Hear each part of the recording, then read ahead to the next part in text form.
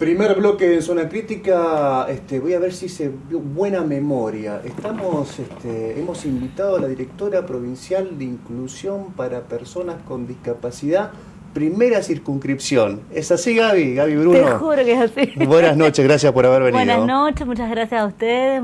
Bueno, contenta de estar acá, de esta oportunidad. Flamante funcionaria del gobierno santafesino. Sí. Hoy, justamente hace unos días, planteaba con un grupo de amigos la situación que representa para una militante de toda la vida de cuestiones vinculadas con derechos, o el reclamo de derechos, pasarse al otro lado del mostrador, ¿no? Sí. A donde hay que articular con las ONG, hay que articular con el ministro de Economía, pedirle plata para llevar adelante proyectos. ¿Qué viviste estos primeros días ya del otro lado, digamos, del mostrador? Y mirá, como funcionaria. Sí, fueron 2 semanas de estas que pasaron, la anterior y esta, de muchísimo aprendizaje. Si bien yo ya venía trabajando en la Dirección de Discapacidad hace 6 años atrás, en el 2005, que era la Dirección de Rehabilitación, que luego en la gestión, a partir del 2007, se fusiona la Dirección de Discapacidad, que dependía de promoción comunitaria, con la Dirección de Rehabilitación, que ya estaba en salud, bajo el paraguas de la Subsecretaría de Inclusión para Personas con Discapacidad, dentro del Ministerio de Salud. Entonces, bueno, si bien yo venía desarrollando tareas ahí, en mi área era evaluación de proyectos, lo que estoy haciendo ahora es, por un lado, tratar de ponerme en conocimiento un montón de cosas, de informarme, de aprender, y a su vez ya empezar a jugar el rol ese que uno tanto añoró, de poder decir, bueno, esto para mí se hace de esta manera, primero está la gente, primero está las personas con discapacidad, las instituciones o los familiares que van a hacer un trámite, que van a hacer una gestión, bueno, tratar de facilitarle, de abrirle las puertas. También estoy trabajando en la modificación el trato entre los compañeros, digamos, empezaron a pensar una política de recursos humanos, de mejorar las condiciones de comunicación internas y externas. Estoy ahí como metiendo manos en la masa y estoy feliz. Siento que puedo hacer muchas cosas, me siento muy acompañada por mis compañeros y por otras instituciones y de hecho por la gestión misma. Así que bueno, me siento feliz pudiendo hacer esto. ¿Tuviste que pensarlo mucho cuando llegó el ofrecimiento concreto? No, cuando me lo ofrecieron no lo dudé. ¿Cómo fue ese ofrecimiento? Bueno, la Subsecretaría de Inclusión para Personas con Discapacidad es la psicóloga Silvia Trócoli, quien es la esposa del gobernador y con quien yo venía trabajando estos 4 años. Y bueno, veníamos compartiendo trabajos diariamente, permanentemente. Y bueno, un día me lo planteó y yo le dije que sí, que me sentía muy feliz. Incluso primero, me dice que me iba a ofrecer un lugar de más responsabilidad, no me decía qué. Me decía todo lo que iba a implicar, lo que iba a significar. Y de mi parte yo le dije, no sé qué es, ya te digo que sí porque los desafíos me encantan. Cuando me lo dice ahí quedó así como, y sí, sentí que tenía que estar, que es una reivindicación histórica, que es una oportunidad, que es un momento de una coyuntura muy interesante que no se puede desperdiciar y que, están las condiciones dadas como para poder llevar adelante eso que uno tanto deseó, que tanto uno estuvo en esto que vos decís, del otro lado del mostrador, reclamando, exigiendo, pidiendo.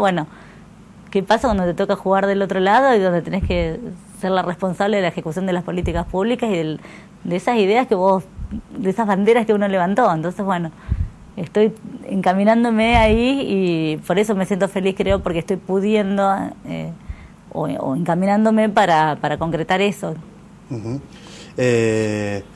También tuvo mucho que ver un cambio cultural de la gestión Wiener. Sí. Hace también algunos días charlaba o recordaba en otro espacio televisivo que esta gestión, a través de su fiscal de Estado, el ex ahora fiscal de Estado Jorge Barraguirre, reconoció el derecho de una persona con discapacidad, el caso Flamenco, a incorporarse a la administración pública, reconociendo reclamos que venían desde un lustro o más de un lustro y que le daba el derecho, le brindaba el derecho a este ciudadano santafesino de ingresar a la administración pública, basado en reconocimientos internacionales, nacionales y por supuesto también provinciales.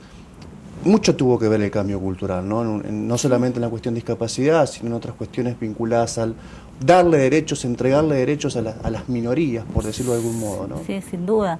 Bueno, de hecho Raúl Flamenco es compañero nuestro de trabajo y bueno, sí, en estos 4 años que han pasado se han logrado, se han alcanzado muchos derechos que históricamente se vinieron reclamando, entre ellos estos.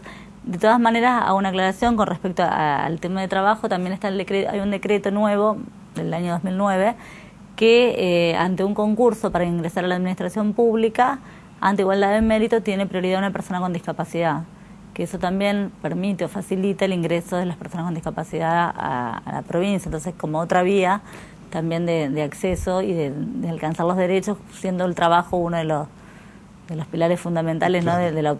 Lo que significa poder tener autonomía, poder tener, no solamente hacer lo que te gusta, sino también cobrar una remuneración por aquello que vos podés hacer o para lo que uno se capacitó. ¿Lo arquitectónico es lo principal, el escollo principal? Para mí no, las cabezas. Sigue siendo, para mí, el cambio en lo cultural. Sí, lo arquitectónico es una deuda pendiente muy importante. De hecho, bueno, muchos de los edificios públicos incluso tienen la deuda para con las personas con discapacidad. Y el transitar diario de esta ciudad y de las ciudades de todo el norte de la provincia, que son las que competen a mi gestión, tienen muchísimo por hacer, pero bueno, me parece que la transformación está en tanto que vayamos formando, por ejemplo, arquitectos que cuando construyan los edificios o cuando construyan alguna edificación piensen en cómo sortear estas barreras, es donde para mí se va a multiplicar realmente y a notar realmente el cambio, como para ir instalando, te pongo el ejemplo, ¿no?, del Facultad de Arquitectura o de todas las personas en el diario transcurrir, en el uso de la ciudad. Si vamos pensando en si por ejemplo una propuesta sería también mejorar las veredas. Las veredas son intransitables, una tiene un escalón, otra no, le faltan baldosas, o sea, son muy difíciles de transitar. Bueno, eso también es otro desafío, otra propuesta que podríamos hacer, pero por eso no me remitiría como que el eje esté solo en lo arquitectónico.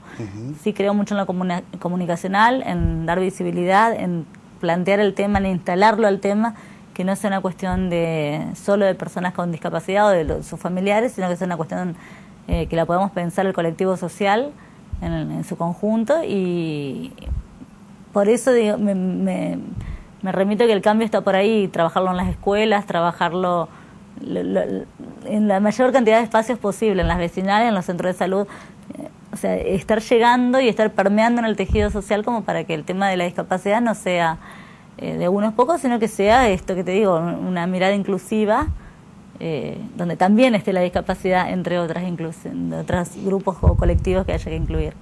En estos temas, en estos casos hay que preguntar directamente, me parece, cada uno es distinto al que está al lado, al par.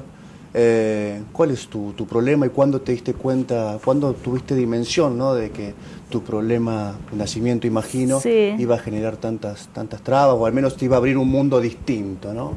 Bueno, yo siempre digo que no es lo mismo aquella persona que adquiere una discapacidad que quien nace con una discapacidad, porque es la única forma en la que conoces el mundo, o a través de la cual conoces el mundo, con la herramienta que es el cuerpo.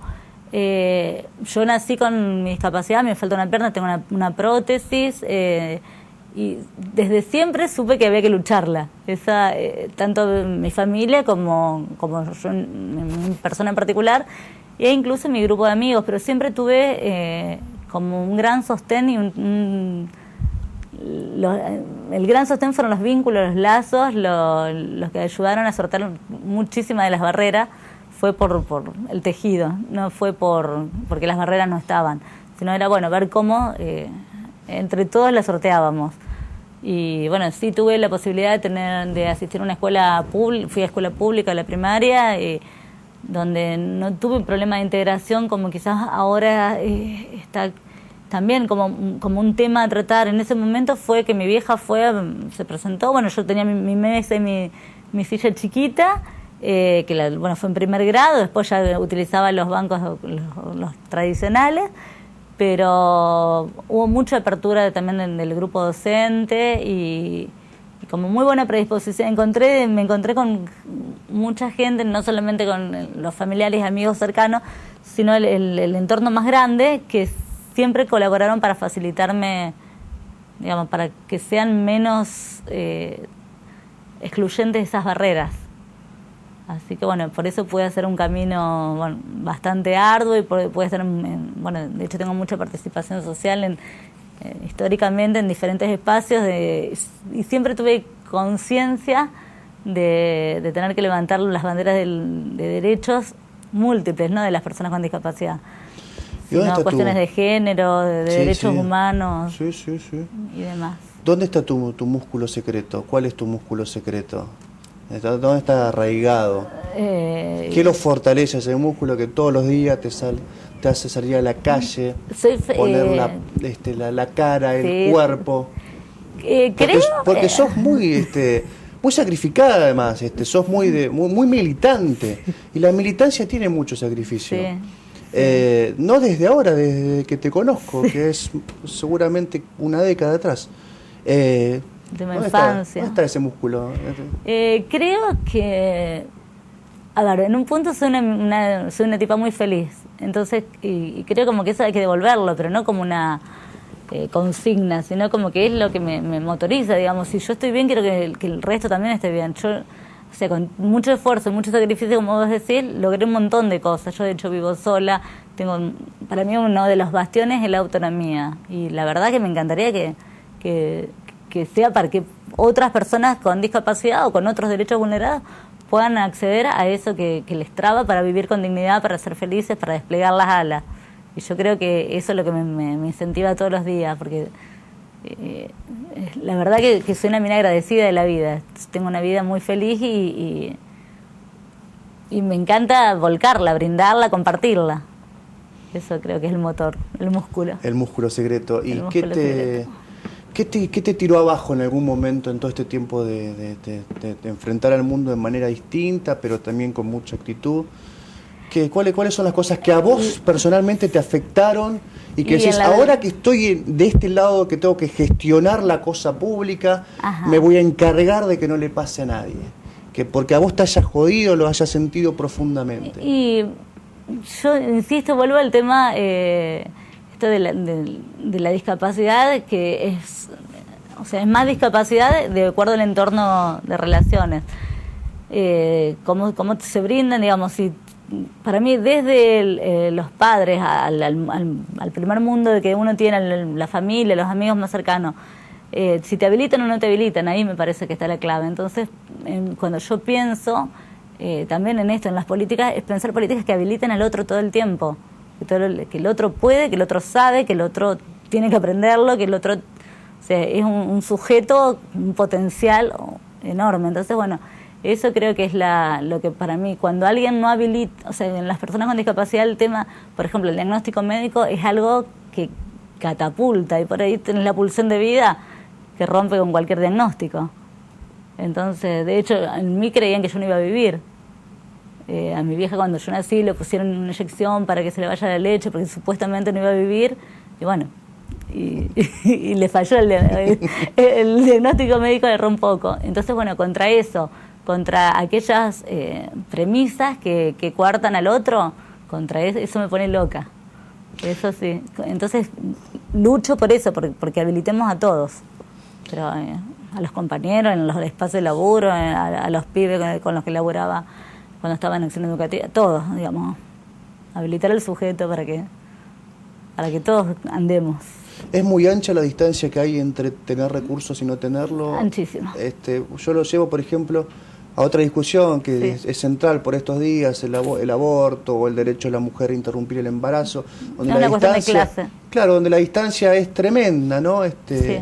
En este caso, la discapacidad es ancha también. Para mí sí, porque tiene que ver con los recursos, con las posibilidades, tanto desde hacer un tratamiento, a las posibilidades de estudiar, a las posibilidades de que se te abran los mundos. Tiene para mí mucho que ver el tema tener o no tener recursos económicos, sí.